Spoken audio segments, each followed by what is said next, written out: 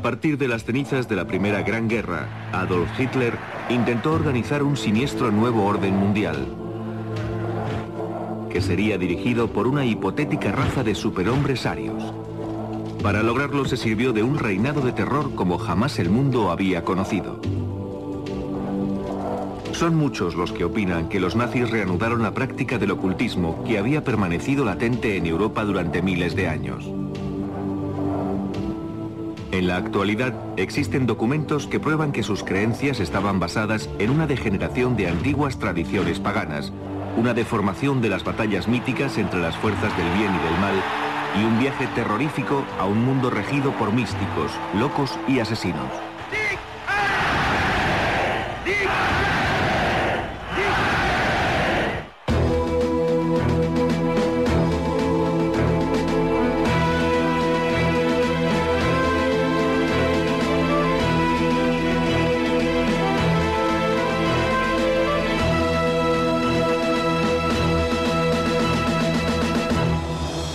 Nazis, la conspiración del ocultismo. La parte tibetana del Himalaya. En los años 30 los nazis iniciaron en el techo del mundo la búsqueda de pruebas sobre la existencia de antiguos sumos sacerdotes a los que consideraban sus antepasados.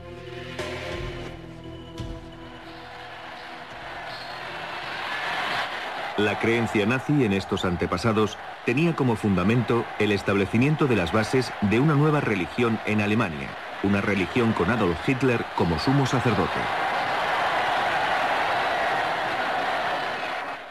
Como inspiradora de la nociva cruzada de Hitler, existía la creencia de que la pureza de la sangre aria estaba siendo contaminada por las denominadas razas inferiores, y que una vez libre de elementos extraños, una nueva raza de superhombres arios gobernarían el mundo.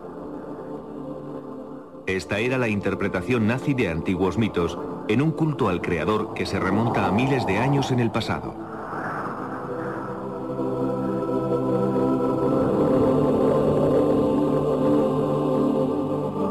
Para probar su superioridad, los nazis no dejaron ningún mito o religión sin investigar y adoptaron, en efecto, cualquier doctrina que pudieran aplicarse a la causa aria.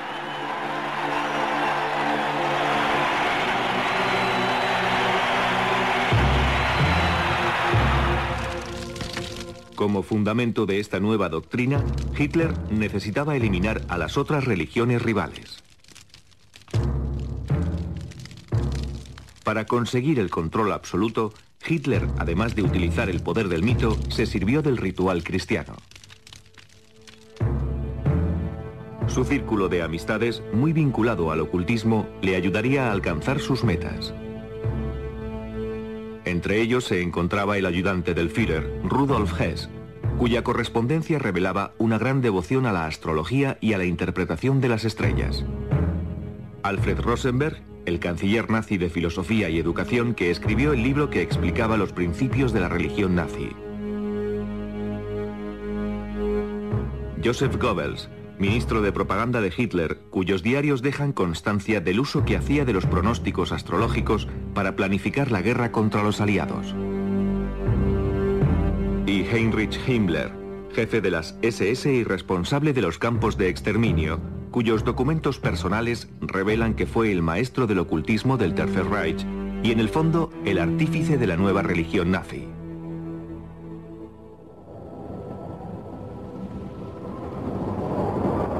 Esta nueva religión estaba basada en una misteriosa leyenda ancestral que contaba la historia de un continente situado en algún lugar del Atlántico Norte, habitado por una raza de seres superiores que habían perdido la gracia cayendo en el mal y el vicio.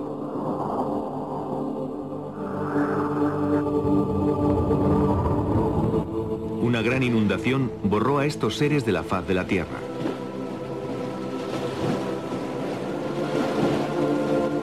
Pero antes de ser destruidos por completo, algunos sacerdotes escaparon en barca, llegando al fin hasta la India y las cimas del Tíbet.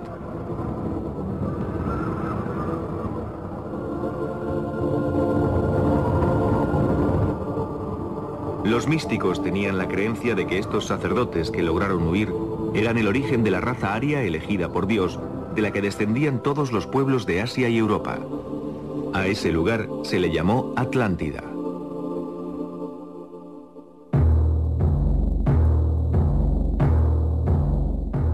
Algunos místicos germanos sostuvieron que la leyenda de la Atlántida era una historia auténtica y probaron que los arios fueron el pueblo elegido, descendiente de los seres superiores de la Atlántida, que habían perdido sus poderes al mezclarse con simples mortales. La semilla de la doctrina nazi se basa en estas teorías.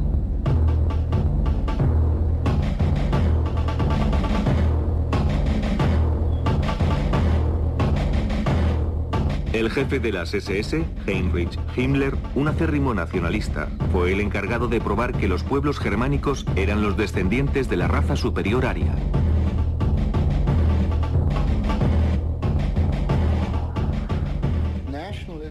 Todos los nacionalistas, en particular aquellos que creían en la superioridad de la raza aria, apoyaban la idea de una isla desaparecida de la Tierra sin dejar rastro. Una especie de utopía.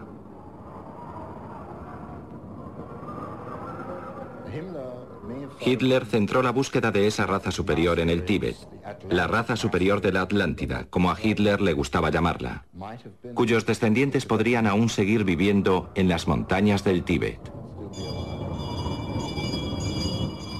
Himmler creía en la autenticidad de la misteriosa leyenda de la Atlántida, que los míticos seres superiores de aquella isla al final habían conseguido llegar desde el Tíbet al norte de Europa y que sus descendientes eran los nórdicos o razas arias.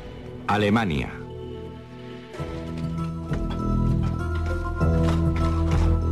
Bajo las órdenes de Himmler, el gobierno financió expediciones al Tíbet que fueron enviadas en busca de pruebas de la existencia de sus antepasados. Para documentar este proceso, los investigadores nazis filmaron esta película. Una vez terminada la guerra, en 1946, durante un interrogatorio llevado a cabo por el ejército norteamericano, un científico de las SS que había dirigido una de las principales expediciones al Tíbet describió así su primer encuentro con Himmler.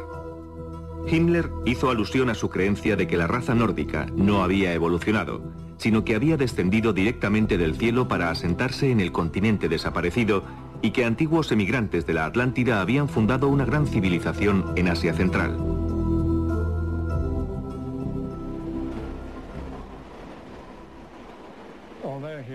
A pesar de ser muy racional en sus decisiones, Himmler también era un romántico idealista que creía con firmeza en los mitos. De lo contrario, nunca habría desperdiciado dinero, tiempo y energía enviando una expedición al Tíbet.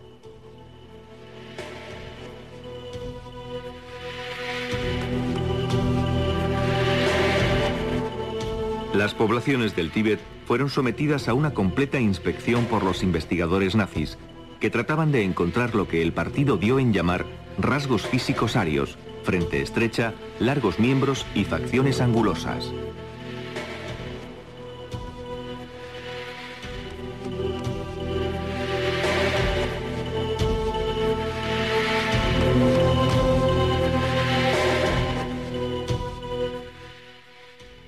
Por supuesto que esto fue en aumento hasta el estallido de la guerra.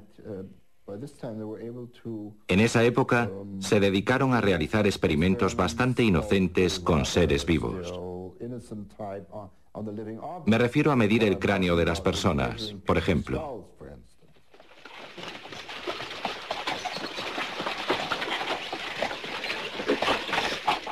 La búsqueda de pruebas que demostraran la superioridad de la raza aria pronto se convirtió en un acto criminal.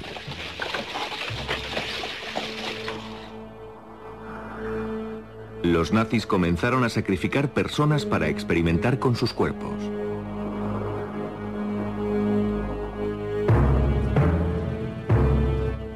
Estaban convencidos que una vez probado que sus antepasados eran dioses, solo quedaría un paso para volver a crear a través de la reproducción selectiva esa raza de superhombres arios. De alguna forma, intentaban forzar la evolución humana a través de una especie de semillero, seleccionando los padres de un niño. repitiendo más adelante el proceso con sus descendientes, hasta lograr por fin reproducir al superhombre profetizado por las teorías del ocultismo.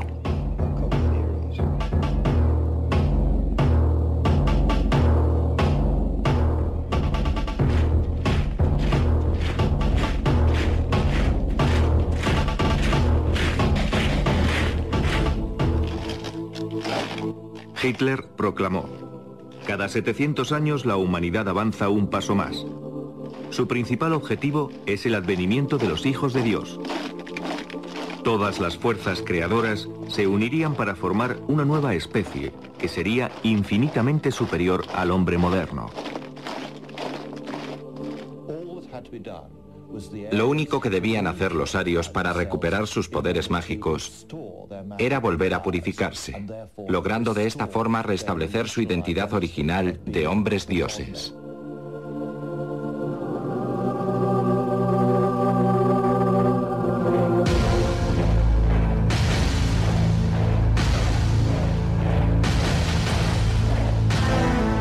Los proveedores de crías fueron las SS. Himmler solo reclutaba a los más fuertes, a los mejor dotados y a los jóvenes que consideraba más apuestos. Altos, rubios y de ojos azules. Estos futuros guerreros debían estar bien educados y pertenecer a familias de pura raza aria. Los miembros de las SS eran por lo general guerreros bastante altos y bien dotados. Himmler había decretado que los aspirantes a las SS debían tener una altura de 1,80 m. Además de poseer la altura requerida, debían ser de pura raza. Estos oficiales tenían que demostrar que desde 1750 no había existido mezcla alguna que dañara la pureza de su ascendencia germánica.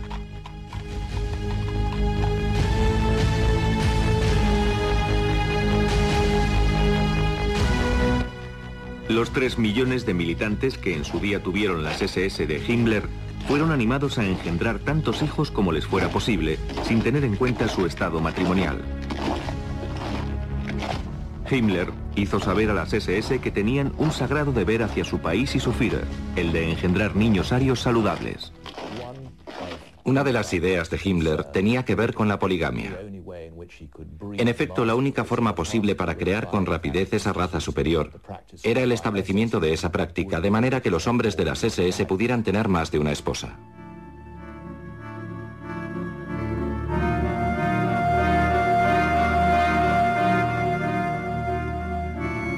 En 1935, Himmler creó el programa de las SS Lebensborn, que significa fuente de vida. Este programa fue diseñado para facilitar el nacimiento, albergue y crianza de tantos niños de pura raza aria como fuera posible.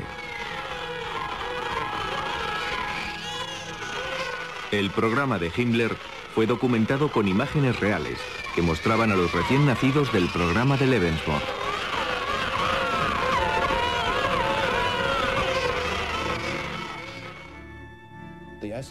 De hecho, el programa Lebensborn facilitaba a las jóvenes los servicios de los sementales de las SS.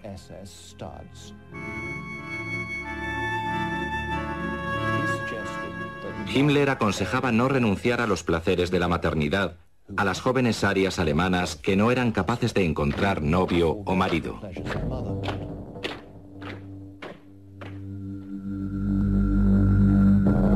De acuerdo con la política del Lebensborn, un hijo ilegítimo no constituía una deshonra, siempre y cuando la madre cumpliera los requisitos genéticos. Se creía que la única función de las mujeres consistía en engendrar niños, cuyos descendientes, según el partido nazi, se convertirían en dioses. Se calcula que 11.000 niños Lebensborn nacieron entre 1935 y 1945. La mayoría de estos niños nunca conocieron a sus padres.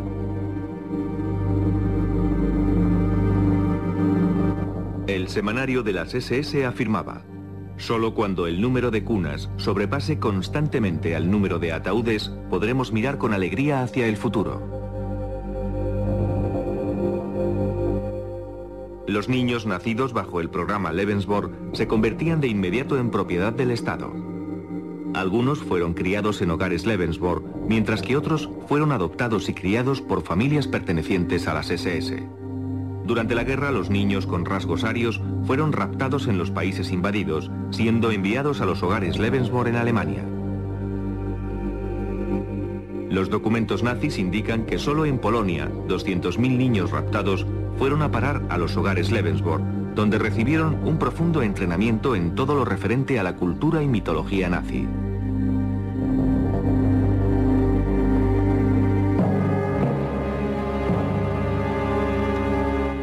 Mucho antes de la llegada de Hitler al poder, esas ideas fueron creciendo en un escenario ya de por sí racista. A principios del siglo XX existían muchas organizaciones en Alemania y Austria que combinaban la ideología racista con la práctica del ocultismo. Pero solo fue al finalizar la Primera Guerra Mundial cuando estas ideas se hicieron populares.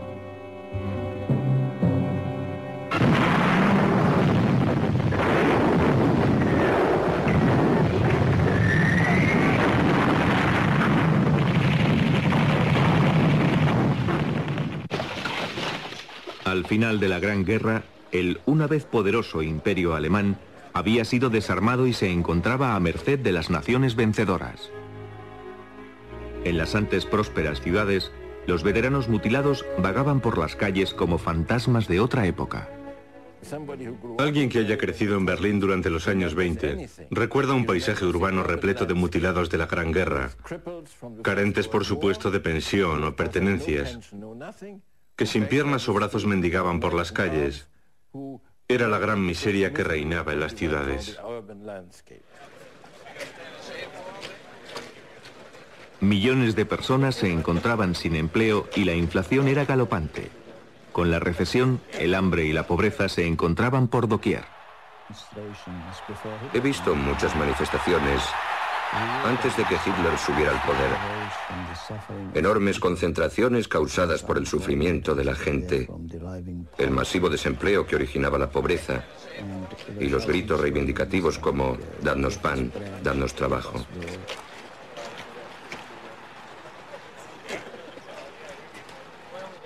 La gente buscaba un chivo expiatorio.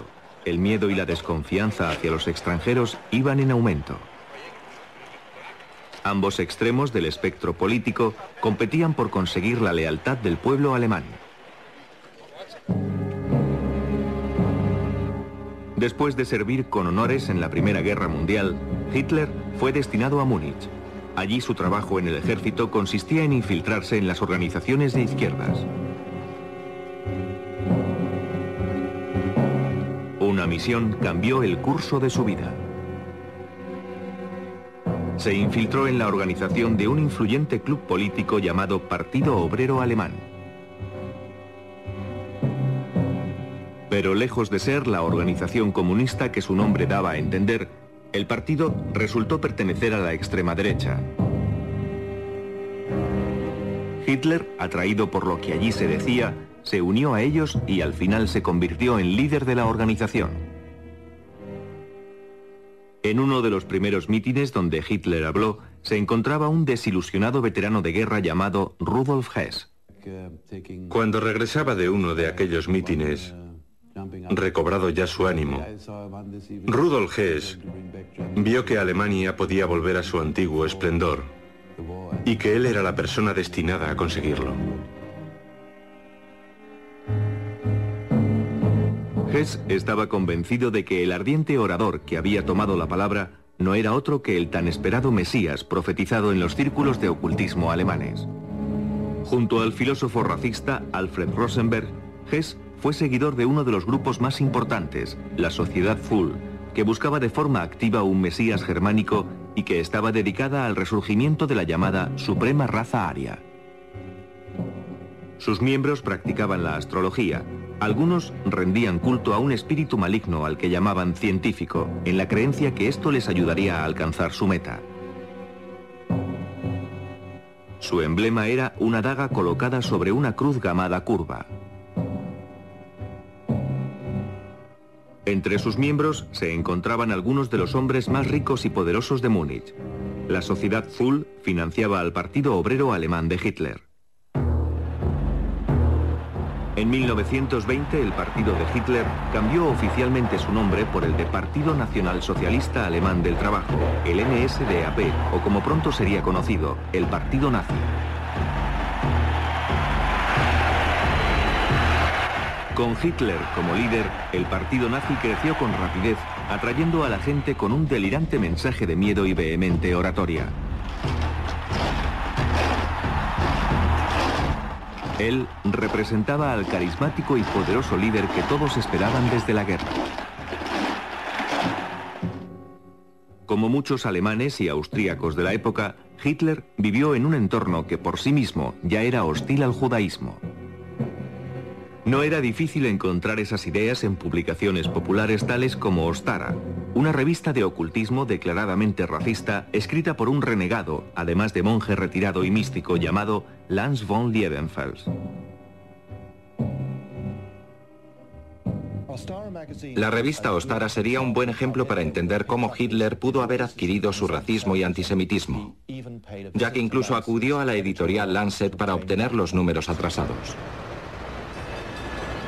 De gran popularidad en la época, la publicación predicaba que los nórdicos, o razas arias, tenían mucho que temer de la gente cuya piel era más oscura que la suya, y señalaban a los judíos como los más peligrosos. Ostara afirmaba que los judíos estaban impidiendo a los arios ocupar su legítimo lugar como soberanos del mundo. Una lucha eterna que se remonta a tiempos bíblicos. Los titulares rezaban: ¿es usted rubio? Entonces está en peligro. Por lo tanto debería leer Ostara, una publicación para rubios y un movimiento para los derechos del hombre. La publicación daba una idea de lo que llegaría a ser el mundo nazi. Hablaba de la selección racial, del programa Lebensborn e incluso de los campos de exterminio.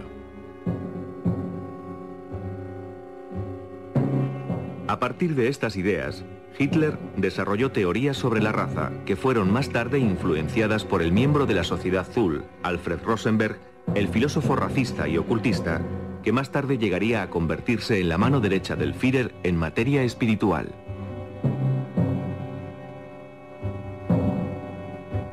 En su libro El mito del siglo XX, Rosenberg reinventa la historia germana y explica las bases del nuevo credo nazi, la religión de la sangre. Vio en la sangre el sentido religioso como factor determinante. En otras palabras, una iglesia debía ser una iglesia basada en la sangre y no en la fe o en las creencias.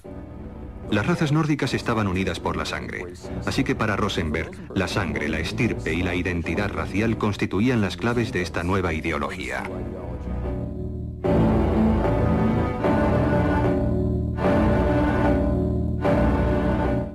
Rosenberg predicaba que la sangre era portadora del alma de la raza. Si echamos una mirada atrás a la tradición esotérica occidental, encontraríamos que la sangre ha sido siempre considerada un importante vehículo del espíritu. Es una sagrada sustancia que contiene no solo la vida física, sino también el alma de la persona.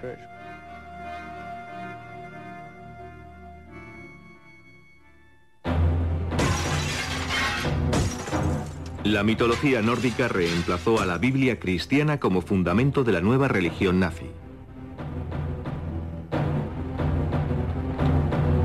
En un desfile organizado por Rosenberg, que fue captado por el cine, los nazis celebraron su recién concebida versión de la cultura aria y su historia.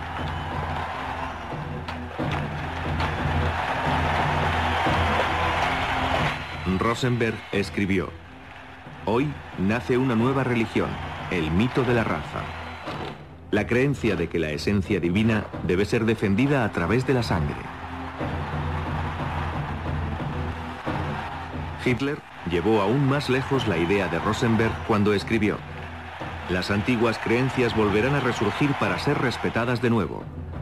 El total conocimiento de la naturaleza secreta del bien y del mal eliminará el barniz del cristianismo y traerá una religión propia de nuestra raza».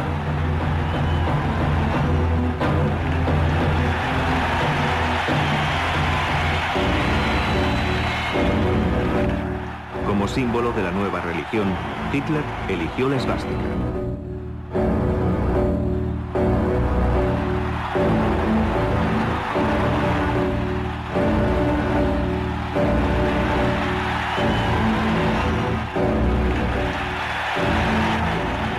A través de la historia podemos encontrar la esvástica bajo diferentes culturas a lo ancho y largo de todo el mundo.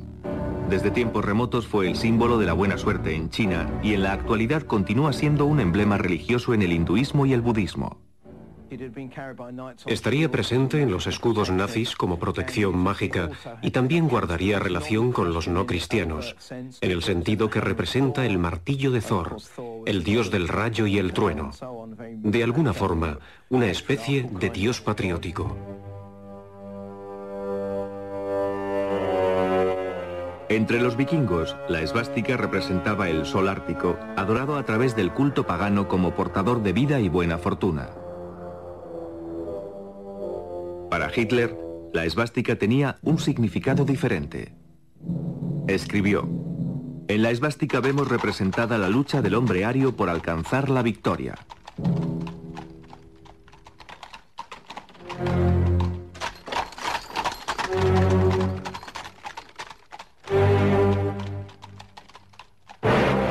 En las óperas de Richard Wagner, Hitler vio una y otra vez la victoria.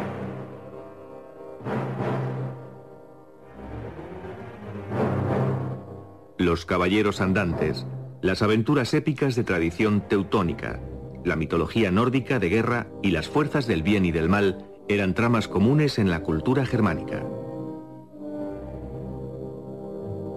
Wagner escribía para estas historias la voz más triunfante.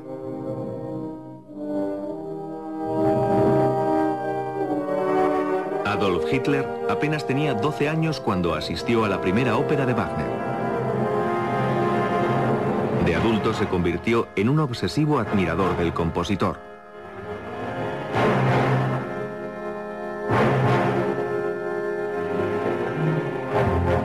Richard Wagner fue la persona más admirada por Adolf Hitler a lo largo de toda su vida.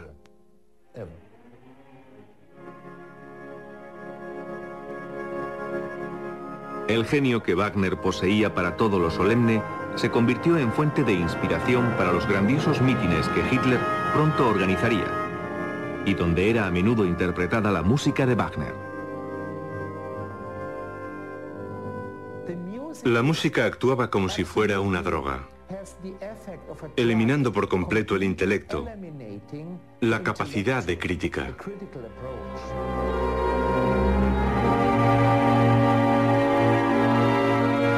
Parsifal, la ópera de Wagner en la que se ensalza el poder de la pureza racial, fue fuente de inspiración para Hitler.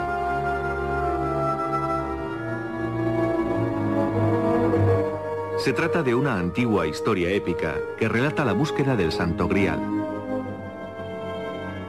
De acuerdo con la leyenda, el Santo Grial era una copa mística que contenía sangre sagrada y concedía poder ilimitado a quien bebiera en él.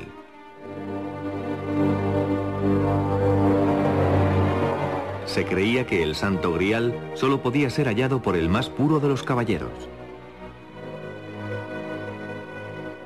En Parsifal, Wagner aportó a la leyenda su propia ideología. Parsifal proclamaba por un lado, y esto es muy importante, proclamaba la compasión, pero solo para los arios, para los elegidos.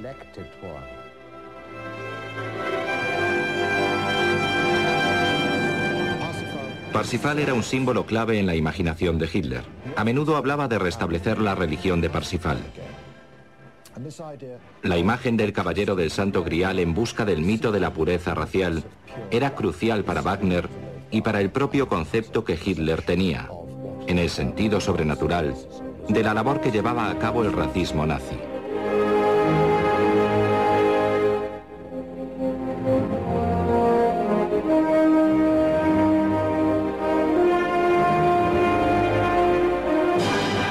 En 1938, Hitler encargó su propio retrato ataviado de caballero.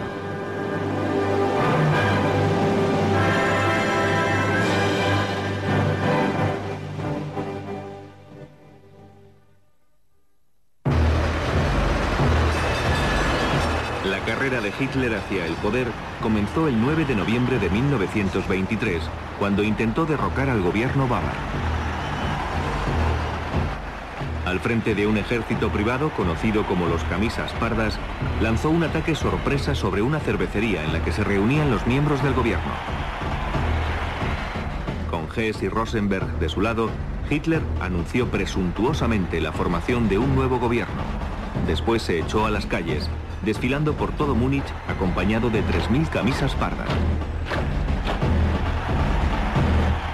Se enfrentaron a la policía y a consecuencia de los disparos que se efectuaron, murieron 16 de los hombres de Hitler. Fue un golpe de estado fallido, pero durante los 10 años que precedieron la llegada de Hitler al poder, los 16 fueron convertidos en mártires. La bandera nazi que portaban en aquel momento se manchó con la sangre de los caídos. Esto dio origen a un ritual que se celebraba con cada nueva bandera o estandarte nazi, pues carecían de valor hasta que Hitler los tocaba con la histórica bandera.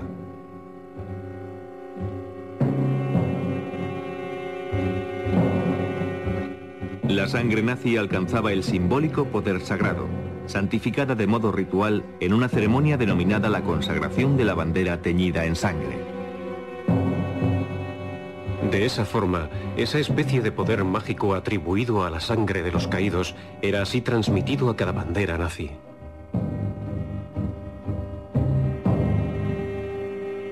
La histórica bandera era el crucifijo de la religión de Hitler y venía a simbolizar el nuevo rey.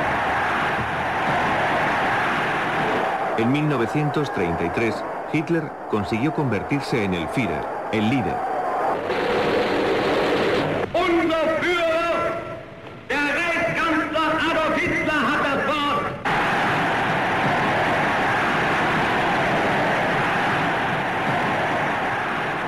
Un título que llevaría la connotación religiosa de el ungido o incluso el Mesías.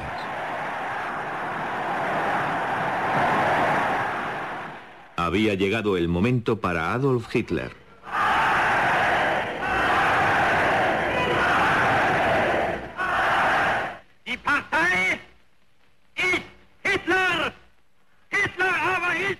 Hitler es el partido. Hitler es Alemania. Y Alemania es Hitler.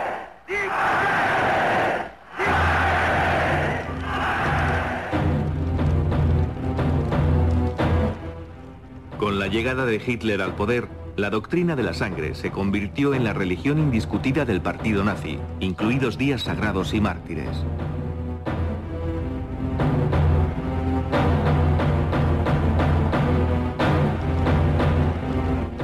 Goebbels, el ministro de propaganda nazi, organizó un ritual en honor de los 16 héroes nazis que dieron su vida por el Reich. Los resucitaron y después alcanzaron la vida eterna. Goebbels aseguró que todos los alemanes participarían en el acto. La ceremonia sería radiada y se escucharía a través de altavoces situados en las esquinas de las calles de todo el país. Parte del mensaje decía: la noche de la muerte está en camino. A la medianoche el místico ceremonial representaba el nacimiento del Reich. Lucharon, murieron y salieron victoriosos. Así fue como se fundó el primer Reich.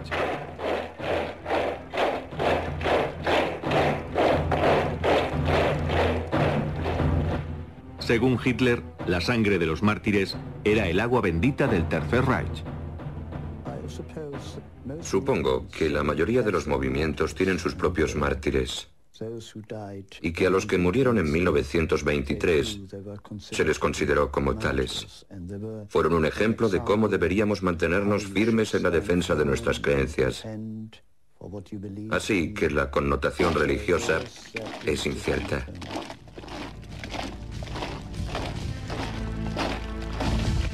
Los primeros mártires del Reich llegaron a ser conocidos como los 16 inmortales.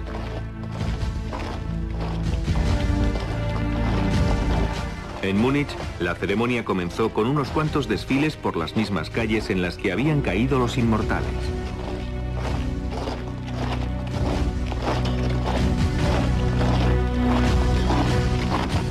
cabeza del desfile portaban la bandera teñida de sangre.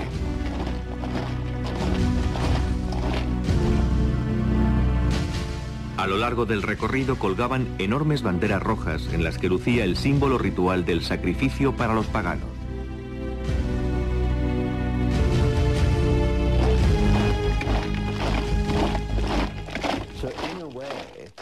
Así que, en cierta forma, podemos ver que se trata de una imitación de la procesión de Semana Santa en Jerusalén, que sube hasta la iglesia a través del Vía Crucis.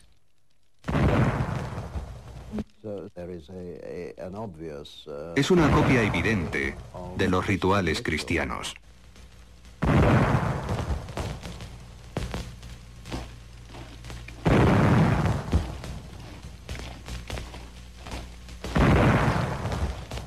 Los cuerpos de los 16 héroes fueron sepultados en un edificio conocido como el Feldenhall o el Templo del Honor.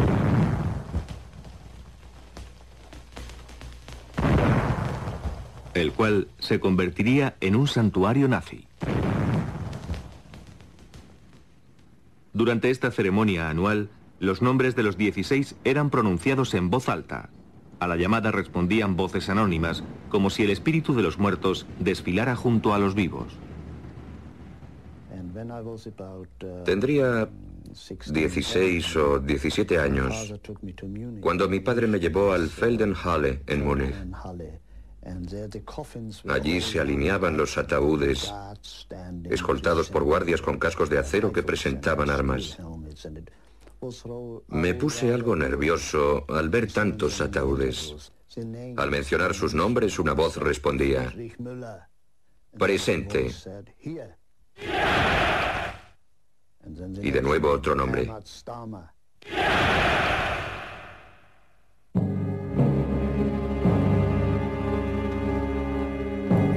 Antes de la ceremonia religiosa.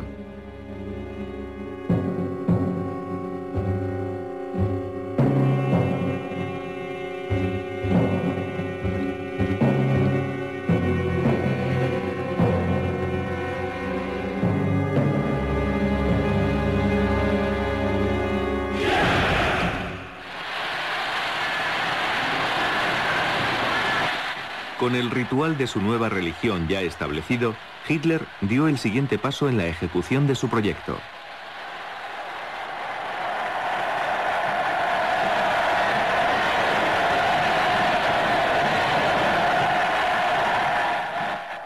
Hitler escribió: «La fuerza sin ninguna base espiritual está condenada al fracaso».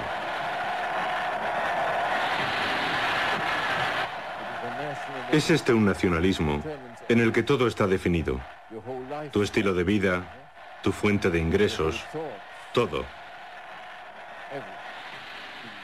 Podríamos decir que su regla principal es la de estar dispuesto a dar tu vida por la patria.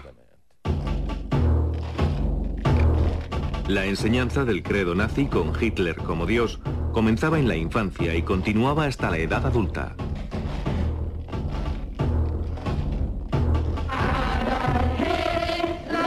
Adolf Hitler es nuestro salvador, nuestro héroe.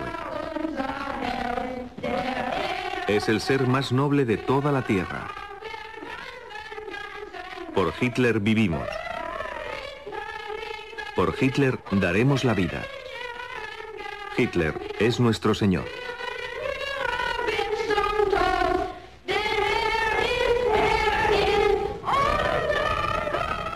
En 1933, el partido controlaba todas las organizaciones juveniles de Alemania. Para las chicas, la organización obligatoria fue la Asociación de Damas de Honor Alemanas, donde se las enseñaba a renunciar a sí mismas, casándose jóvenes, admitiendo que sus cuerpos pertenecían a la nación.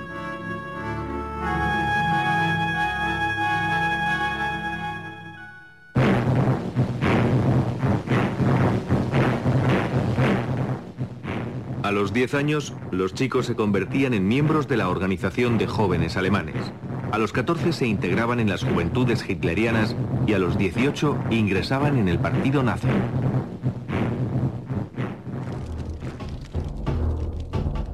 En cada etapa se les enseñaba el credo nazi del ritual sagrado de la sangre, la superioridad racial y la total fidelidad a Hitler, llevada incluso hasta la muerte. Pertenecí a las juventudes hitlerianas hasta que cumplí los 18. Nos enseñaron, y yo creía en ello, que era importante luchar por nuestro país y, si fuera necesario, dar la vida por él.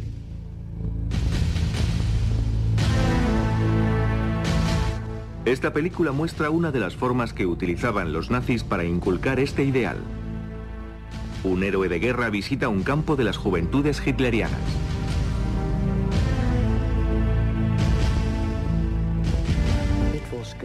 Era estupendo que te dijeran que pertenecías a una raza superior, a la más importante nación de la Tierra.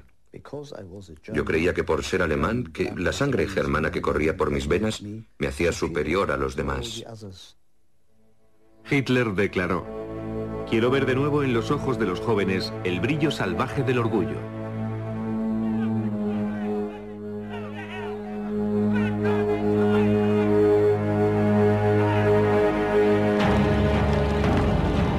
Las juventudes hitlerianas coreaban la canción de la muerte.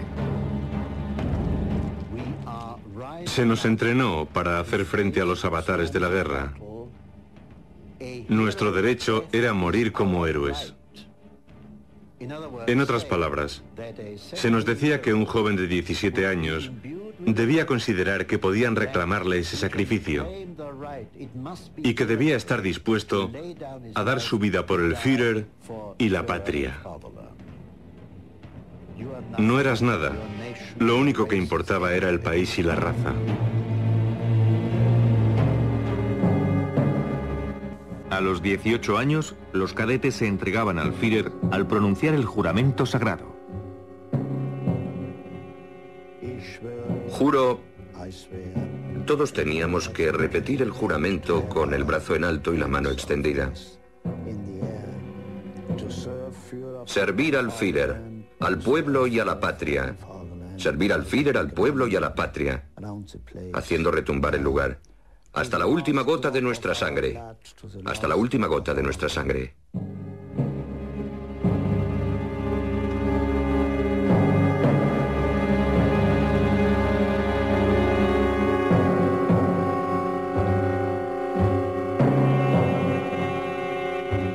Como tema central de toda enseñanza nazi estaba la autobiografía de Hitler, Mein Kampf, Mi lucha.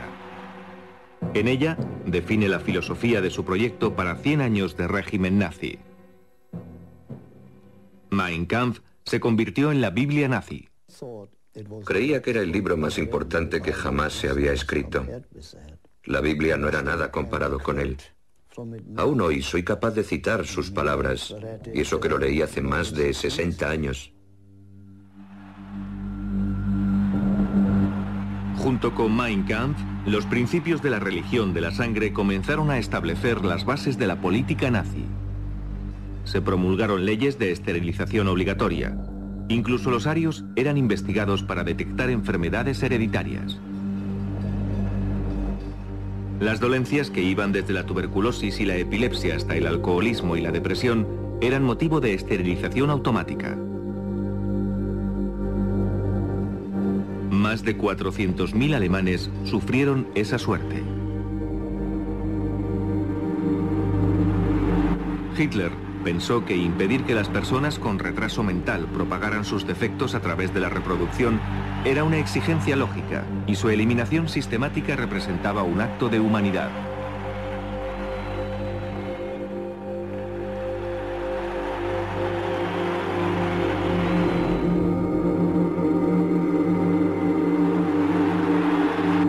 Los niños con problemas de salud eran registrados al nacer. Si sus problemas persistían, los médicos nazis les administraban en secreto una inyección letal, comunicando a sus padres que habían fallecido por causas naturales. Se estableció un programa de eutanasia para las personas con minusvalías físicas o mentales. Las películas de propaganda lo presentaban como un acto piadoso, destinado a liberar a las almas del sufrimiento del cuerpo.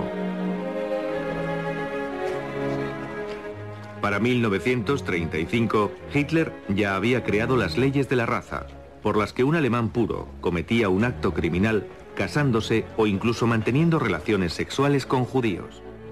Los judíos fueron privados de sus derechos de ciudadanos.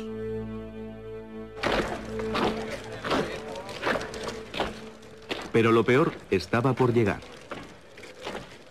La purificación de la sangre aria apenas representaba una parte de los diabólicos planes de Hitler. La finalidad era despejar el camino para llegar a la última etapa de la evolución humana y garantizar la llegada del milenio ario. Los nazis tenían la sensación de que aún quedaba un obstáculo, la existencia de los no arios, precisamente. Comienzas esterilizándolos. Entonces te das cuenta de que el proceso es demasiado lento y acabas por asesinarlos en las cámaras de gas. Algo rápido, eficaz y barato.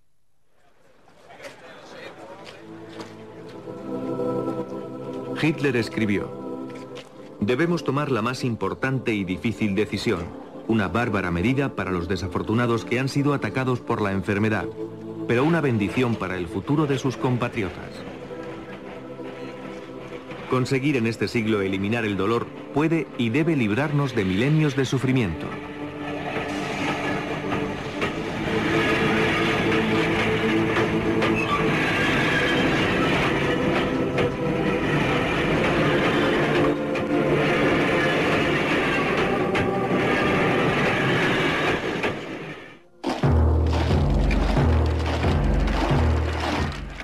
La idea de que unos pocos deberían ser eliminados en beneficio de la mayoría llegó incluso a alcanzar a las SA, las camisas pardas de Hitler.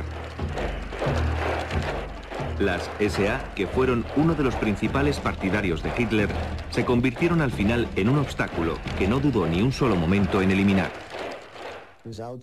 Es probable que sin las SA Hitler no habría llegado al poder, ya que eran temidos por el pueblo. Gente violenta y alborotadores callejeros que eran utilizados para actuar en las manifestaciones y proteger los mítines importantes.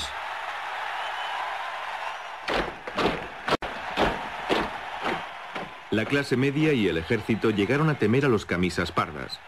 Las SS eran una organización más aceptable para el ejército. Como ellos, sus miembros pertenecían a la clase alta alemana.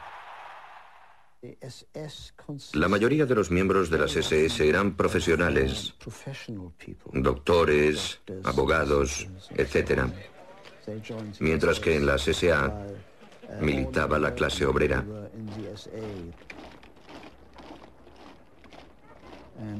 Ambas organizaciones se rechazaban mutuamente. Los militares ofrecieron su apoyo total a Hitler si éste eliminaba a las SA.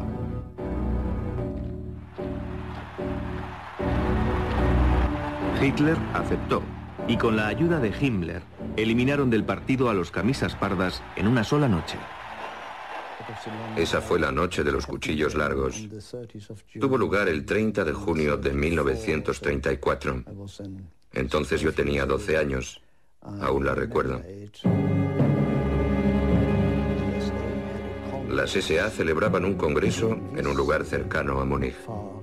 Hasta allí se desplazaron Hitler y sus SS. Los cabecillas de las SA fueron rodeados y ejecutados con tal rapidez y rudeza que muchos murieron sin entender lo que sucedía. Se dijo que al caer, algunos seguían gritando Heil Hitler. Después de la purga de las SA, Himmler transformó a las SS en una organización militar de élite. Con el tiempo se hicieron cargo de la administración de los campos de concentración, donde los judíos y otros enemigos del Estado eran ejecutados. Pero la visión que Himmler tenía de las SS aún no estaba completa. Proyectaba convertir a esa organización en la nueva aristocracia alemana, los nuevos superhombres profetizados por Hitler en la doctrina de la sangre. La idea que Himmler tenía de las SS no era otra que la de crear una nueva reserva de sangre de élite para la sociedad nazi en Alemania. En todo momento se recordaba a las SS, que era un cuerpo de élite, cuya fortaleza y valor militar eran esenciales para su existencia. Y aún más, se les decía que de hecho eran los responsables de la supervivencia de la raza.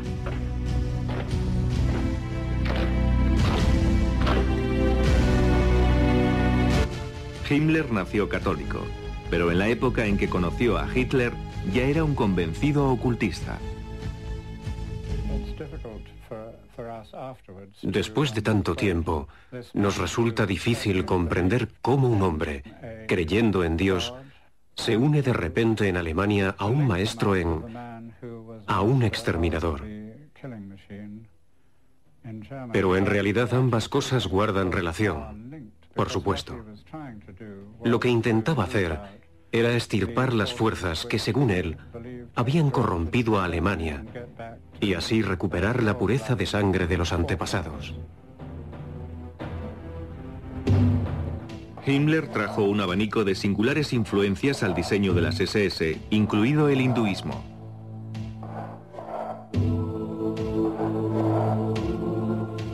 Se dice que durante la guerra viajaba con una copia del Bhagavad Gita, un libro sagrado del hinduismo. En él se relata una gran batalla que tuvo lugar en el campo de la virtud entre las fuerzas del bien y del mal. La creencia hindú en la reencarnación y su rígido sistema de castas eran del agrado de Himmler. Servía de perfecto modelo para la organización guerrera nazi que gobernaría al mundo. En la actualidad, los historiadores afirman que Himmler se creía la reencarnación del rey Hendrik, un líder germánico de la Edad Media que impidió a los eslavos invadir Alemania. Mientras los nazis se preparaban para invadir el este de Europa, Himmler creía que había llegado el momento de realizar su destino cósmico, que las SS habían regresado a la patria para llevar a cabo una simbólica cruzada. En la noche del 1 de julio de 1937, para conmemorar los 1000 años de la muerte del rey Hendrik, Himmler preparó un gran funeral en la catedral de Quedlinburg, junto a la tumba del monarca, el lugar donde originalmente se levantaba el castillo del gran rey. Acompañados por una música solemne, Himmler y un grupo de altos oficiales de las SS portando una antorcha conducían la procesión hasta la cripta. Una vez allí dirigían las oraciones y la meditación.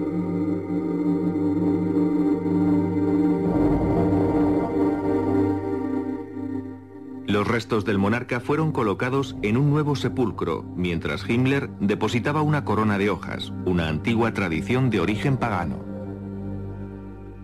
Himmler elogiaba al hombre que creía haber sido en el pasado. Mientras sellaba en el sarcófago, juró completar la misión del rey, conquistando las tierras al este de Alemania.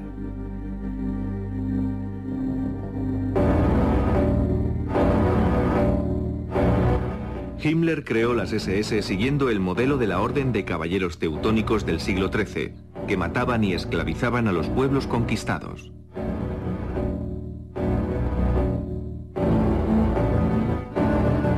El paralelismo con las prácticas de la Alemania nazi era evidente.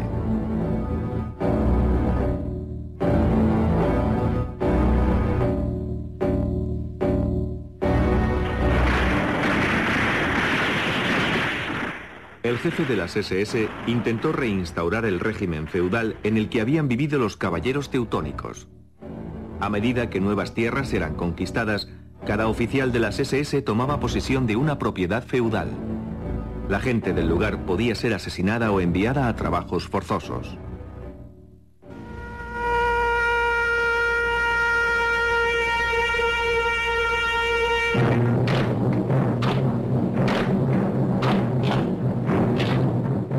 Al estilo de los caballeros teutónicos, Himmler transformó una serie de antiguos castillos en centros de entrenamiento de las SS, tanto militares como religiosos.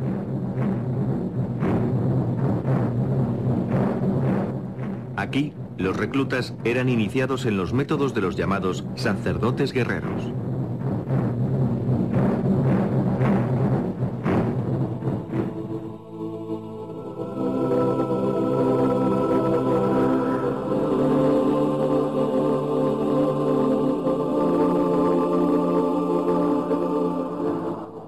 En 1934, Himmler eligió para sí el castillo de Babelsberg,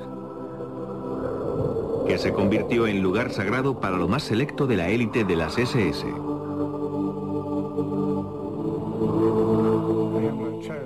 Himmler eligió Babelsberg siguiendo las recomendaciones de su consejero espiritual, quien le había dicho que en aquel punto mágico Alemania ofrecería la mayor resistencia a un ejército venido del este, y que allí tendría lugar una gran batalla en la que las hordas enemigas serían derrotadas.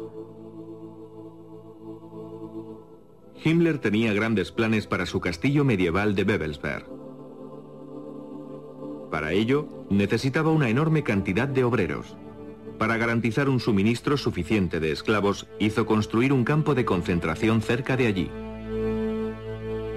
Desde 1939 hasta 1945, 4.000 prisioneros trabajaron en el castillo de Himmler. Cerca de un tercio de ellos perdieron la vida mientras trabajaban en él. Al ver los planos, los apuntes y los modelos en miniatura que se fabricaron, uno se admira del extraordinario parecido que guarda el reconstruido castillo de Babelsberg con el Vaticano en Roma. Babelsberg fue construido en forma de triángulo con 3 torres en las esquinas. Sobre este diseño básico, Himmler planeaba construir una gran colonia.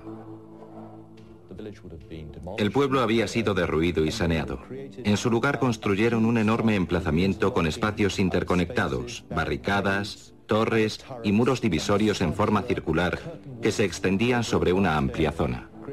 El conjunto era una especie de Vaticano de las SS.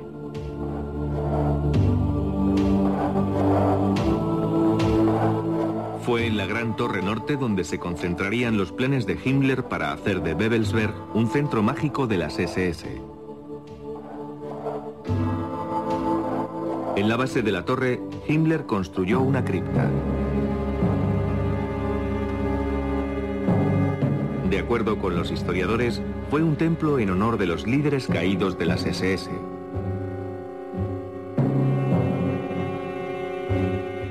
La curvatura del techo creaba una especial acústica y en el centro de la sala ardía una especie de llama sagrada.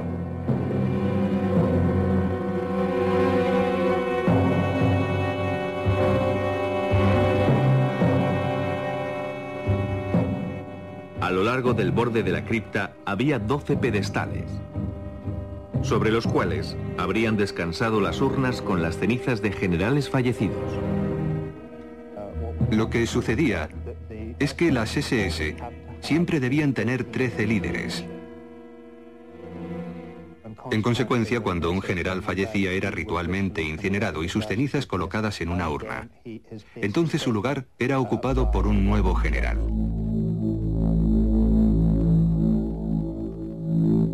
En la leyenda, el rey Arturo reunió a los 12 mejores caballeros en una gran sala. En la versión de Himmler, se creó la sala de los líderes supremos de las SS, situada en una sala sobre la cripta. En ella podía reunirse con los 12 altos oficiales de las SS. Una enorme roseta adornaba el piso. Esa radiante figura estaba hecha con signos del antiguo alfabeto nórdico. Himmler trató de construir una réplica de la capilla del Grial que aparece en la leyenda del rey Arturo. El Santo Grial, un místico cáliz, del que decían que había contenido sangre divina.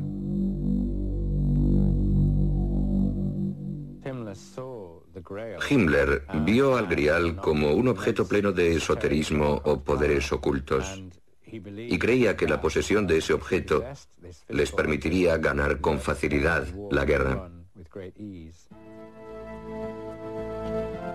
Para Himmler, la sangre divina del Santo Grial no era otra cosa que pura sangre aria y creía que poseía poderes mágicos.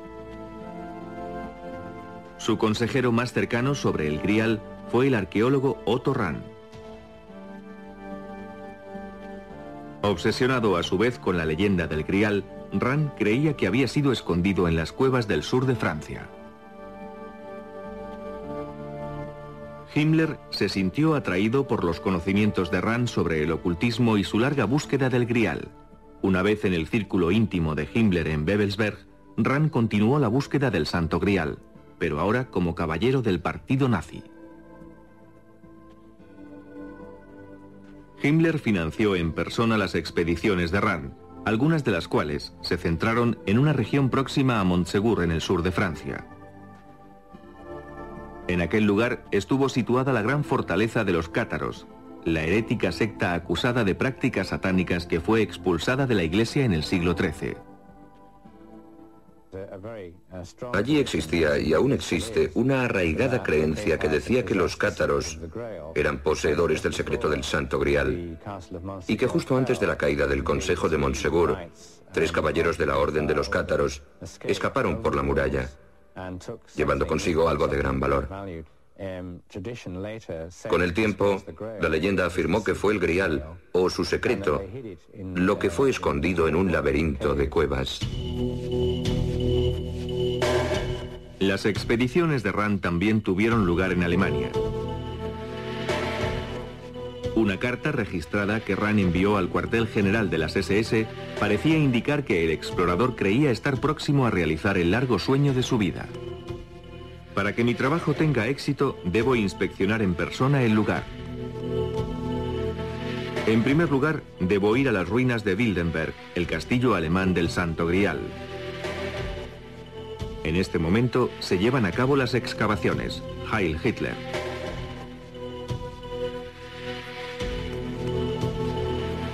Pero Rand nunca fue capaz de conseguir el premio final, el propio cáliz. En 1939, Otto Rand renunció misteriosamente a las SS. Muchos creen que Himmler ordenó que mataran a Rand una vez supo que su búsqueda del Santo Grial había fracasado.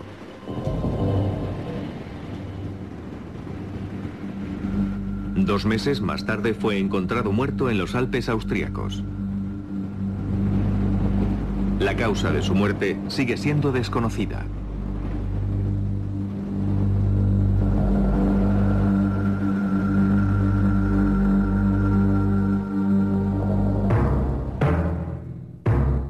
En su continua búsqueda para probar la superioridad de la raza aria, Himmler creó un instituto de investigación llamado Organización de la Herencia Ancestral. Además de llevar a cabo experimentos médicos con seres humanos y verificar linajes para proteger la pureza racial, la misión de esta organización consistía en recuperar e interpretar ritos ocultos, antiguas leyendas germánicas y tradiciones paganas.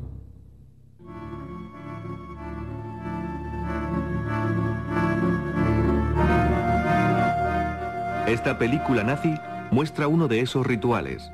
Unas jóvenes danzan alrededor del símbolo nórdico de la guerra y el orden divino. Para controlar todo el conocimiento sobre las ciencias ocultas, Himmler confiscó las librerías y los artefactos de todas las sociedades de ocultismo que no estaban asociadas con él, incluidas las sociedades secretas, tales como la masonería, que los nazis tachaban de organización secreta creada por los judíos para conspirar contra el pueblo alemán.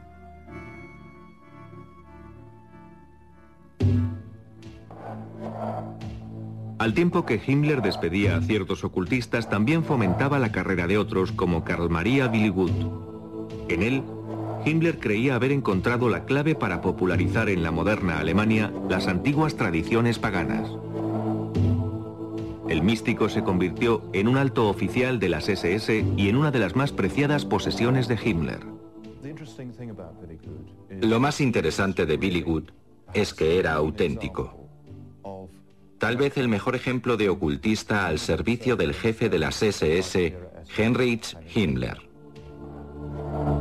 Willigut creía ser un descendiente directo de Thor, el dios vikingo. Copias de sus escritos hallados en los archivos personales de Himmler revelan que Willigut creía poseer poderes extrasensoriales.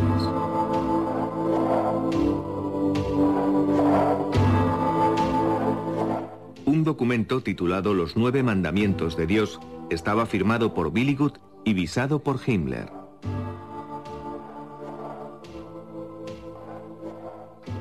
escrito en alemán moderno y en alfabeto rúnico, daba a entender que Willigut creía estar utilizando sus poderes para recuperar antiguas ceremonias y rituales del pasado pagano de Alemania.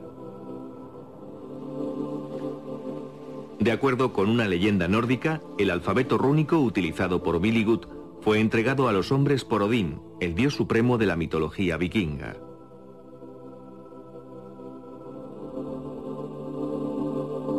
Este alfabeto sagrado fue su regalo a la humanidad.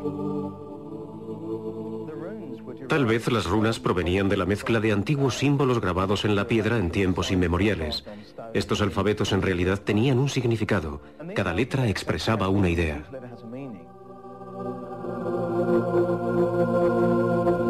La runa Agal ofrecía al portador protección del enemigo. La runa Odal, especial relación con el clan o la tribu. La runa Tyr, victoria y orden mundial. La runa Sig, el sol o la energía triunfadora. Estos símbolos aparecían en todo el mundo nórdico en objetos tales como lanzas, escudos y sobre los barcos vikingos. Alfabeto de antiguos magos y sacerdotes, las runas eran consideradas herramientas místicas para decir la buena aventura, deshacer encantamientos e invocar a los espíritus mágicos.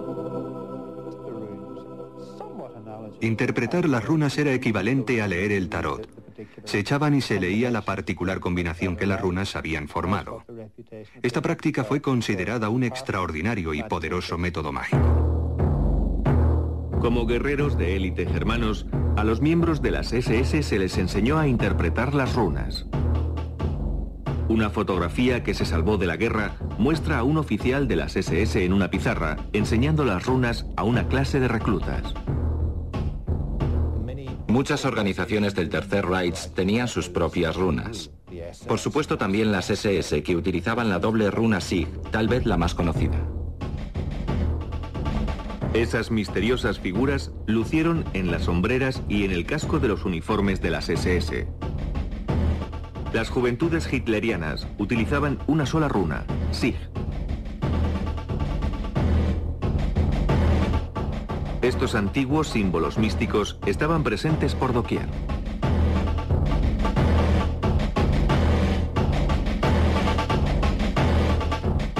Sirviendo a los alemanes de constante recordatorio de su pasado pagano. Al recluta de las SS, tras haber superado su entrenamiento, se le tomaba juramento.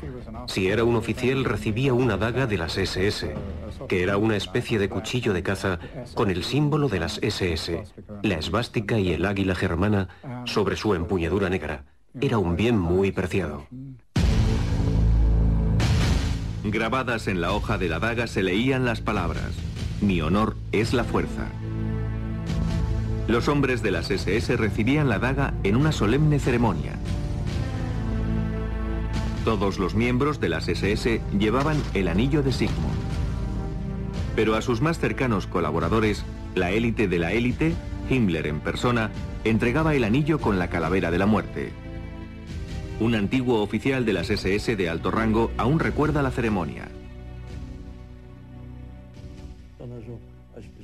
El anillo llevaba grabado tu nombre en el interior. En mi caso decía: a mi querido Herbert, Heinrich Himmler. Se supone que esto representaba la estrecha relación que existía entre Himmler y las SS. En un discurso que dio a los oficiales de las SS, Himmler decía: "No olvidéis nunca que somos una orden de caballería de la que ninguno se puede retirar, que entramos en ella por derecho de sangre y a la que pertenecemos en cuerpo y alma".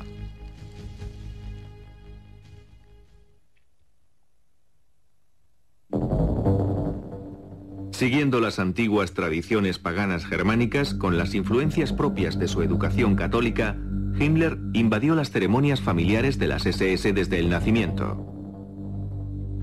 Existe una foto tomada en una especie de capilla nazi destinada al bautizo de niños, que muestra una escena en un altar de las SS, con un retrato de Hitler ocupando el lugar del crucifijo, donde un niño está siendo presentado a la comunidad de guerreros germanos.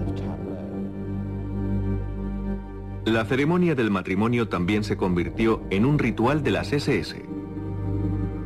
Al estilo de las antiguas tribus germánicas, los oficiales de las SS hacían el papel de líder del clan, presidiendo el matrimonio. El mismo Himmler ofició alguna de estas ceremonias. Esta excepcional filmación muestra a un oficial de las SS desposando a Gretel, la hermana de Eva Braun, la compañera de Hitler. Se intercambiaban los anillos, así como el pan y la sal, los antiguos símbolos paganos de la fertilidad y pureza de la tierra.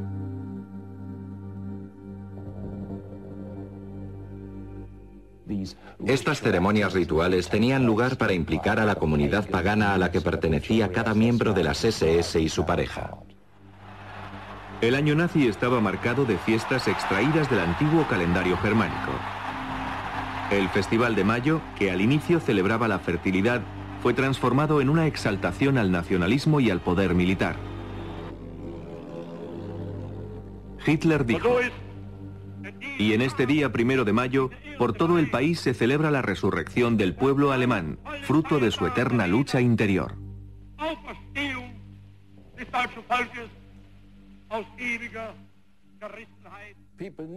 La gente necesita enmarcar el año con fiestas. Así que trataron de sustituir las celebraciones paganas por las cristianas.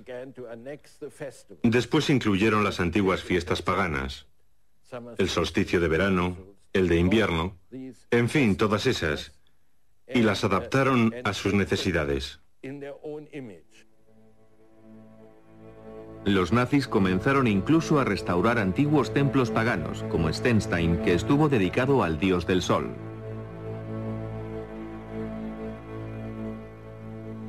En Stenstein, durante el solsticio de verano, un rayo de luz entraba por la ventana iluminando un punto del altar.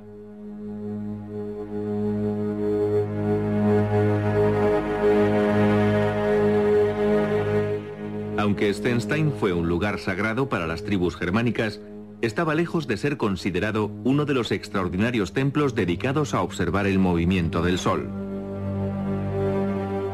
Sin embargo, Himmler estaba convencido que era una prueba de la superior inteligencia de los antiguos sacerdotes germánicos. En la Alemania nazi, la celebración del solsticio de verano se convirtió en rito de moda. Según la tradición, esta celebración era una fiesta dedicada a la vida y a los poderes del sol.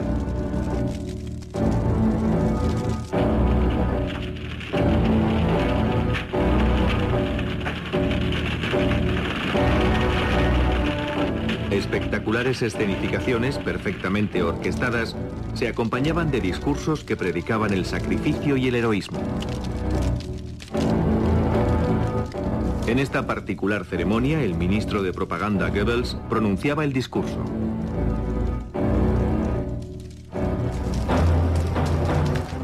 En el tiempo antiguo, la ceremonia de las hogueras simbolizaba el regreso del sol.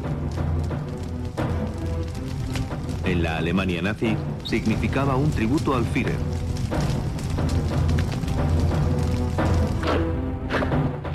En la más importante de esas ceremonias, las tropas portando antorchas creaban formas simbólicas en la noche.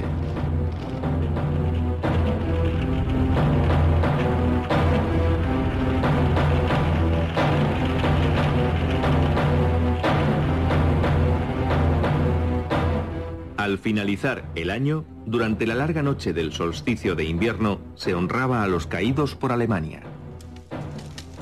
Himmler manifestó en un discurso: "El solsticio de invierno no solo representa el fin del año, también es la fiesta en la que recordamos a nuestros antepasados, donde el individuo toma conciencia de su insignificancia e intenta estar siempre alerta, permaneciendo unido a la eterna cadena de su linaje con auténtica humildad".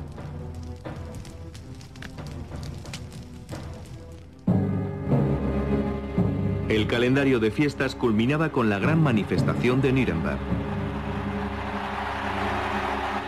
Allí el juramento entre el partido y el pueblo era renovado año tras año.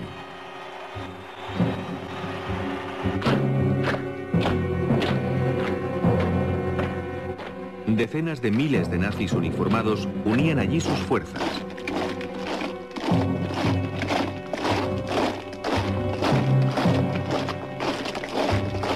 Las fiestas duraban una semana y estaban organizadas para atraer a las masas a un espectáculo de poder absoluto. Todas las religiones tienen sus propias ceremonias. Los nazis tenían la suya, el ritual de las masas.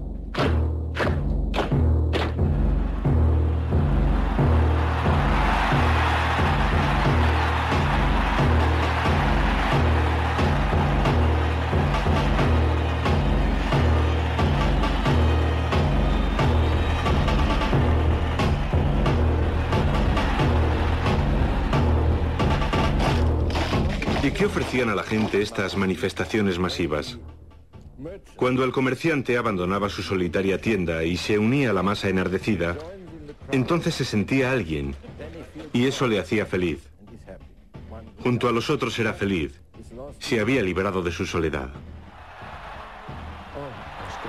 Era maravilloso asistir a una concentración con todos aquellos uniformes. Existía una electrizante atmósfera mucho antes del comienzo. Se escuchaban los cánticos y de repente anunciaron la llegada del Führer. Entonces le vimos caminar hasta el escenario y solo se oían los gritos de Heil, Heil, Heil.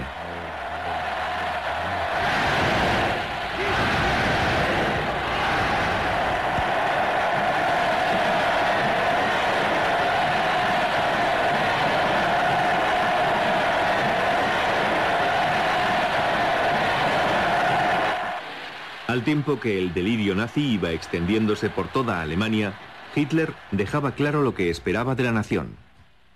El partido es la cantera de donde surgirán los líderes políticos alemanes. Su doctrina será inalterable. Su organización será tan resistente como el acero. Sin embargo, tendrá la imagen de una orden sacerdotal.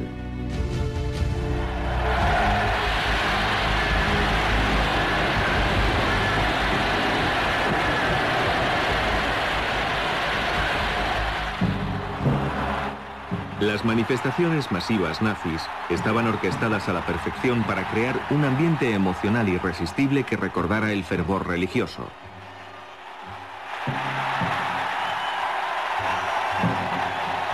El motivo central de la ceremonia era Hitler.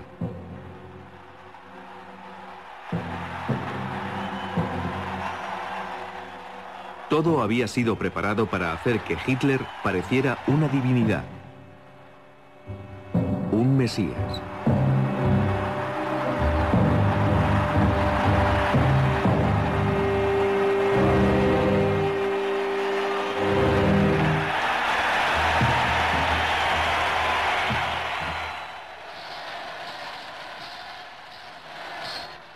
Habiéndose ganado el indiscutible favor del pueblo, Hitler estaba ahora preparado para dominar el mundo.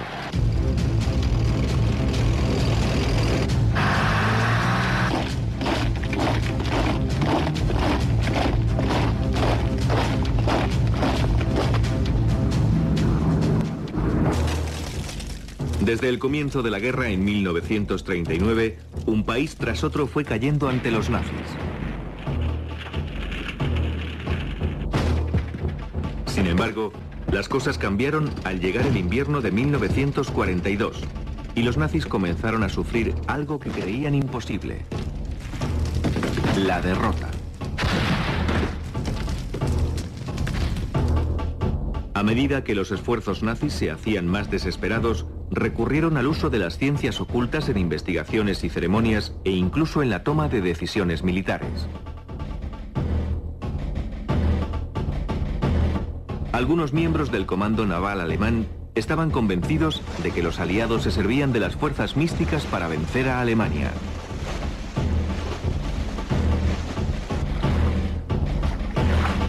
Creían que el éxito de los británicos en localizar y destruir los submarinos alemanes se debía al uso de las ciencias ocultas y que la mejor manera de combatirlo era utilizando el ocultismo como arma.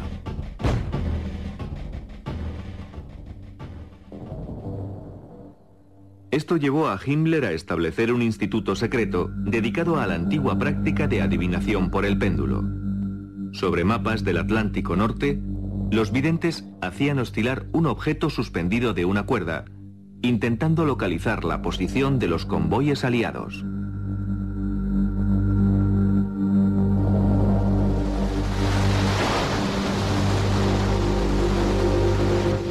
Las misiones de los submarinos eran preparadas de acuerdo con los resultados.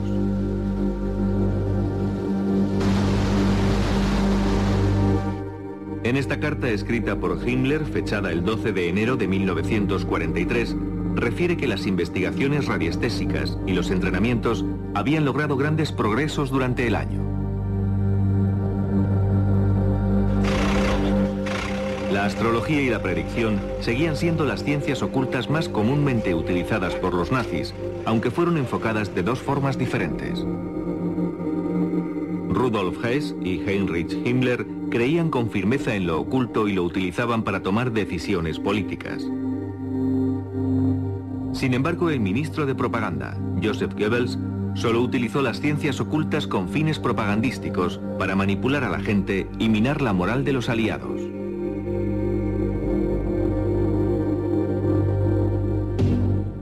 Goebbels pronto se dio cuenta de la existencia de una gran fuente de conocimiento místico, las profecías de Nostradamus, uno de los más famosos visionarios de todos los tiempos. Nostradamus completó su obra maestra en 1555. El libro hace sutil referencia a una crisis que tendría lugar en Gran Bretaña y Polonia en 1939, el año que los nazis invadieron Polonia. Esto sucedió cerca de 400 años después de que Nostradamus escribiera su libro.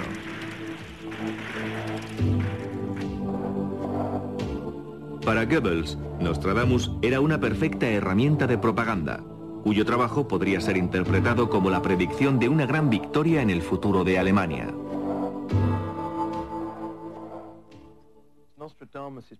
Las profecías de Nostradamus están escritas en cuartetas, que son poemas de 4 líneas. Son tan densas y esotéricas que pueden ser interpretadas de muchas formas. Para interpretar al profeta francés, Goebbels reclutó al renombrado astrólogo y estudioso de Nostradamus, Karl Ernst Graf. Una particular cuarteta que Goebbels aprovechó parecía referirse expresamente a Hitler y pronto formó parte de la mística del líder nazi. Esta es una cuarteta muy famosa que contiene la palabra Hister, la cual todos aseguraban que se trataba del nombre de Hitler.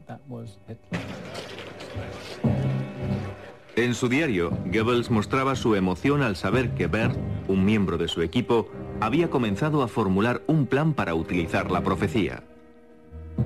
El 19 de mayo de 1942, Bert nos entregó su proyecto para que fuera utilizado como propaganda ocultista. Estamos haciendo progresos. Los americanos y los ingleses son fáciles de engañar con este tipo de propaganda. Por lo tanto, echaremos mano de los testimonios más destacados de todas las profecías. Una vez más, Nostradamus debe conformarse con ser citado. El uso de falsas profecías y engañoso misticismo con el único fin de influenciar al enemigo recibió el nombre de propaganda negra.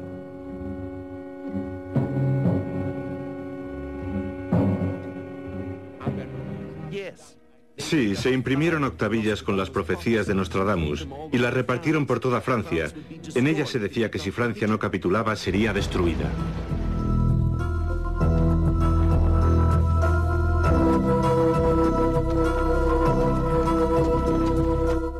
La inteligencia británica descubrió el engaño y, reconociendo el potencial de ese tipo de propaganda, comenzó a fabricar su propia campaña con las profecías de Nostradamus.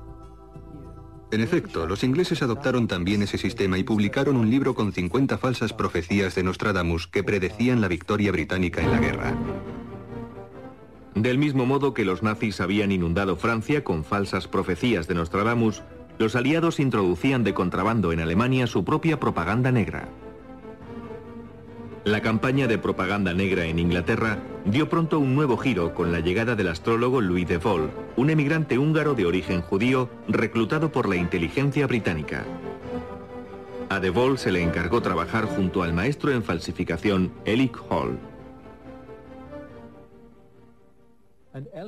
La principal habilidad de Elik era la de falsificador, es decir, falsificando documentos, revistas, las cuartetas de Nostradamus. Hall y de Vol decidieron crear una falsa versión de Zenit, la principal revista alemana de astrología.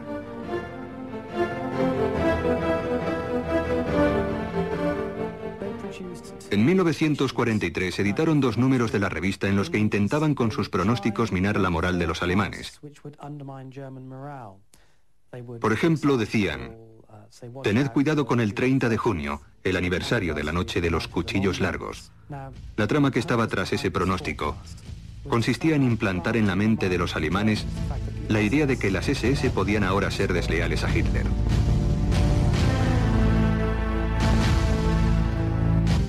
Pero su golpe maestro llegó en abril de 1943 con una edición especial de Zenit. Hall esperó con astucia hasta julio para publicar una edición de abril. De ese modo, podía predecir sucesos que de antemano sabía que eran ciertos. Lo que Hall y sus colegas hicieron fue averiguar las fechas en que los submarinos alemanes fueron hundidos. Y al publicar la edición de abril, esas fechas parecían ser predicciones. La inteligencia británica creía que si estas predicciones llegaban a manos de los reclutas en los submarinos alemanes, el resultado sería una pérdida de moral e incluso hasta podían llegar a sublevarse. Los británicos falsificaron el Zenit, sin embargo contenía un maldito error. Erróneamente habían titulado la revista Der Zenit, en lugar de Zenit, su verdadero nombre.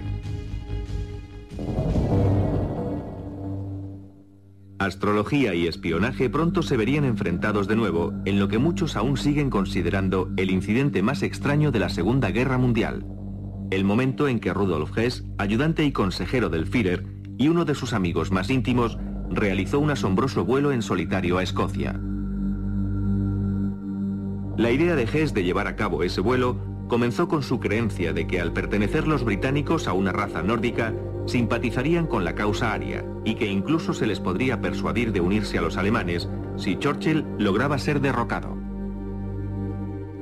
Uno de los mentores de Hess, Karl Haushofer, reforzó su ideal al contarle un sueño que había tenido.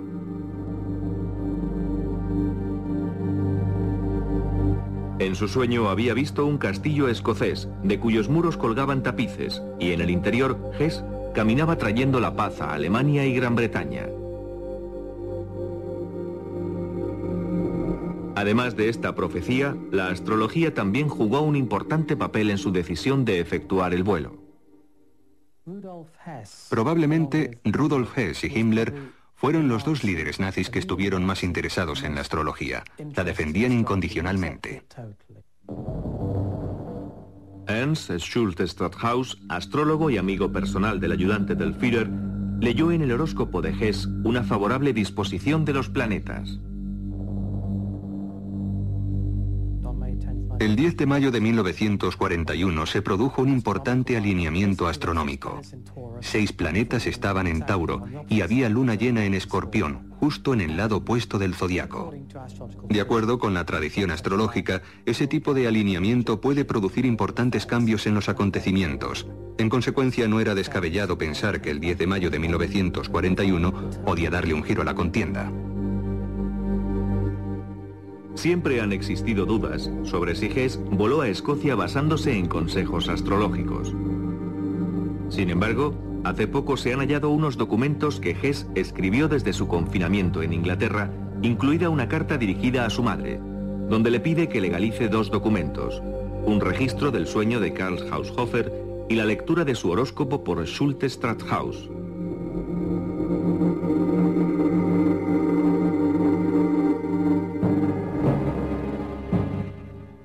Hay quien cree que antes de partir, Hess mantuvo una reunión con el Führer. Unos 6 días antes de iniciar su viaje, Hitler y mi padre mantuvieron una reunión que duró 4 horas. Nadie sabe de lo que hablaron, pero alguien comentó que al salir de la habitación, Hitler llevaba cogido a mi padre por el hombro, mientras mi padre le decía: siempre has sido un tipo muy testarudo. Esa es una despedida amistosa.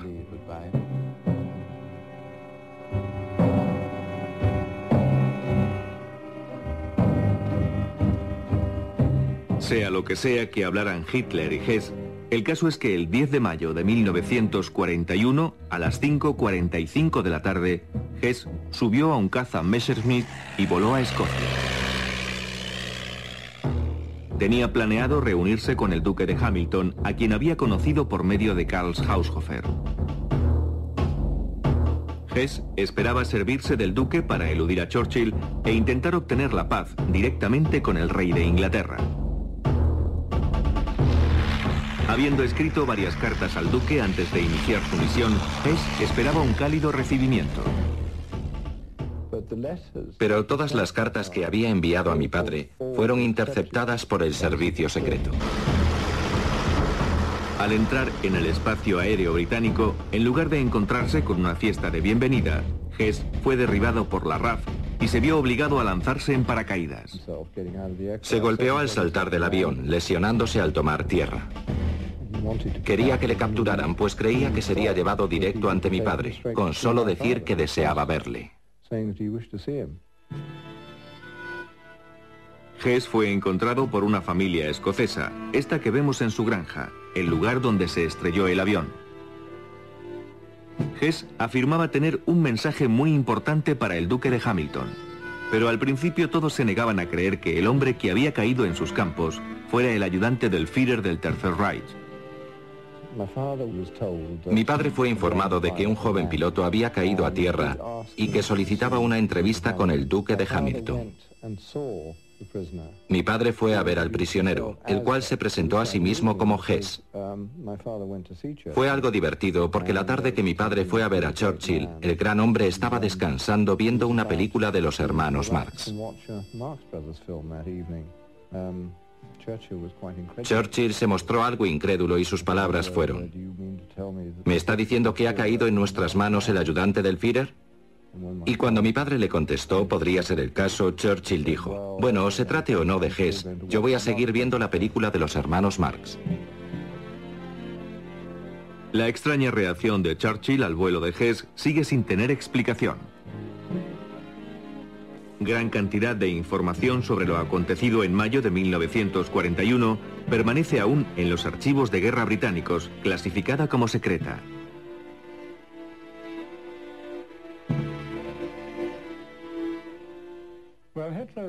La reacción de Hitler al vuelo de Hess constituyó una de sus mejores actuaciones. Hizo una gran representación. Se mostró sorprendido, conmocionado, horrorizado y todo lo demás.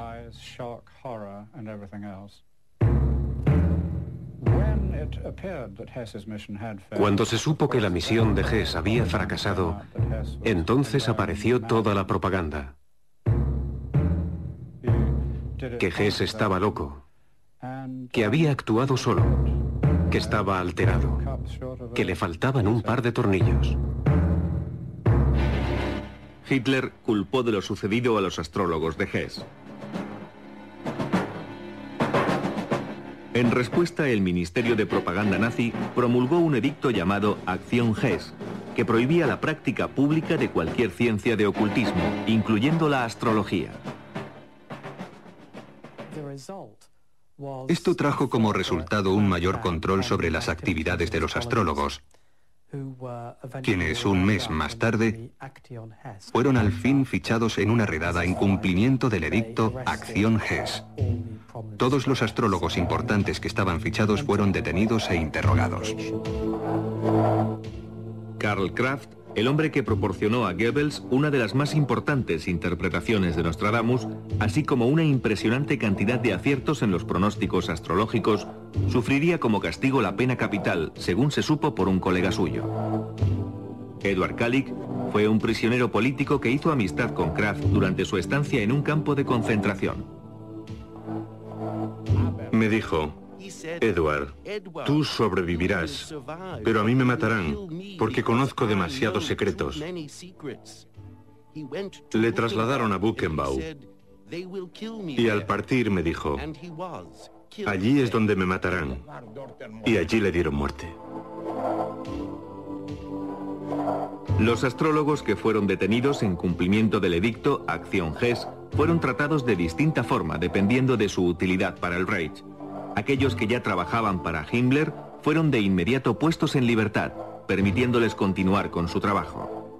En esa época, Himmler entró en contacto con uno de los más importantes astrólogos de Alemania, Wilhelm Wulff. Durante su encarcelamiento junto a los demás astrólogos, Wulff solía leer el horóscopo a los guardas. Después lo hizo para el general Schellenberg, que era el jefe del contraespionaje bajo el mando de Himmler.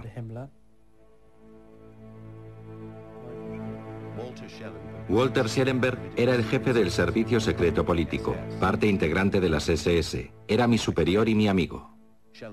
Schellenberg no creía en la astrología, pero se sirvió de ella. Cuando Schellenberg quería discutir algún asunto con Himmler, le decía que un astrólogo había predicho algo al respecto.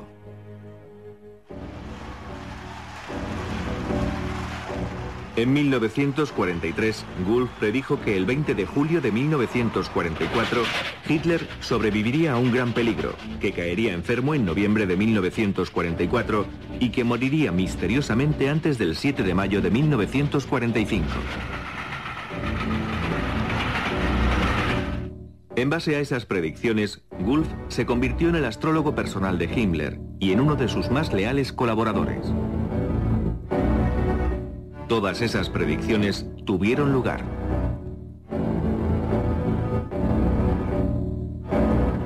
En un interrogatorio de los aliados, una vez terminada la guerra, Schellenberg admitió haber utilizado a Wulff en beneficio propio. Creía que la influencia de Wulff le ayudaría frente a Himmler.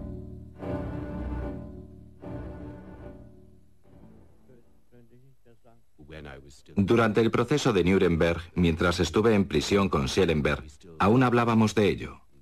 Él se sentía muy orgulloso de que Wilhelm Wulff hubiera podido influenciar a Himmler. De acuerdo con el testimonio de Schellenberg, la idea de un golpe de Estado obsesionó a Himmler durante las últimas semanas de la guerra. Al consultar los astros, supo que su intención de derrocar al Führer podía tener éxito. Fue a finales de abril de 1945, cuando las tropas soviéticas que ya habían cercado Berlín comenzaron a tomar los suburbios de la ciudad. La guerra estaba por completo perdida. Himmler recordó una conversación que había mantenido antes con Wulff en la que le decía: parece que Alemania no sufrirá ningún desastre hasta 1945.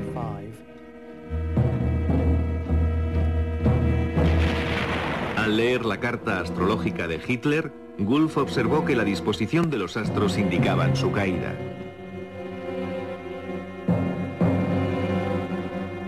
Wulff y Schellenberg continuaron incitando a Himmler para que derrocara a Hitler y tomara posesión del cargo como líder del sombrío Reich. Tanto Schellenberg como Himmler intentaron ganarse el favor de los aliados. Curiosamente, en los últimos días de la guerra, en una reunión entre Himmler y un representante del Congreso Mundial Judío, a la que Wulff asistía como astrólogo de Himmler, parece ser que este último estuvo de acuerdo en no exterminar más judíos. A pesar de la orden de Hitler de continuar hasta el final con el exterminio, la contribución de Wulff fue decisiva para convencer a Himmler de que debía suspender por un tiempo la matanza.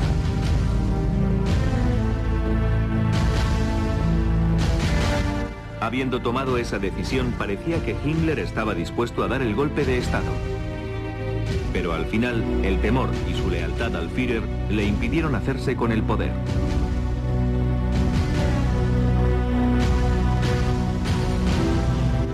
Himmler aún tenía esperanzas de que alguna fuerza mística alterara el destino evitando la inminente derrota.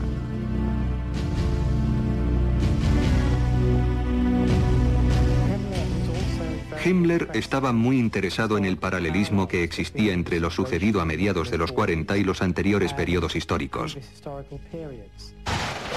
Himmler recordaba que durante la pasada Gran Guerra alemana contra Rusia, se decía que la fortuna había cambiado al morir la zarina Elizabeth. En abril de 1945 falleció el presidente Roosevelt. Y Himmler lo tomó como una señal de que la historia estaba a punto de repetirse y que Alemania saldría victoriosa de la guerra.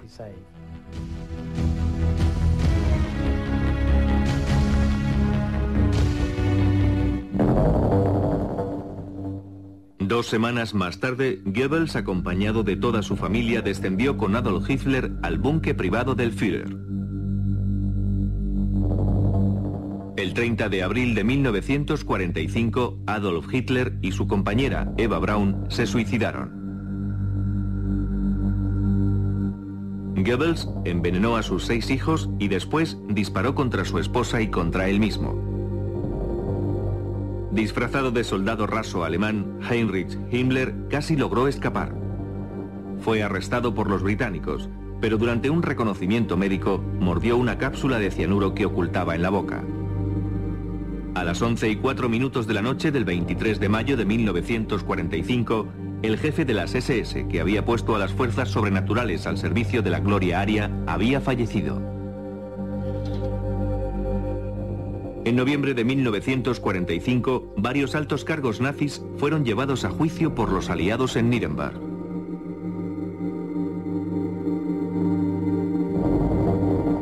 Rudolf Hess fue sentenciado a cadena perpetua. Murió a la edad de 93 años.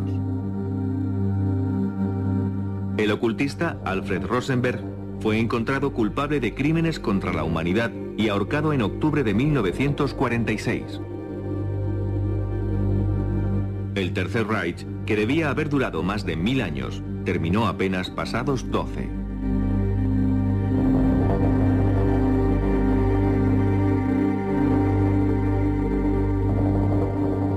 Hubo cerca de 50 millones de muertos.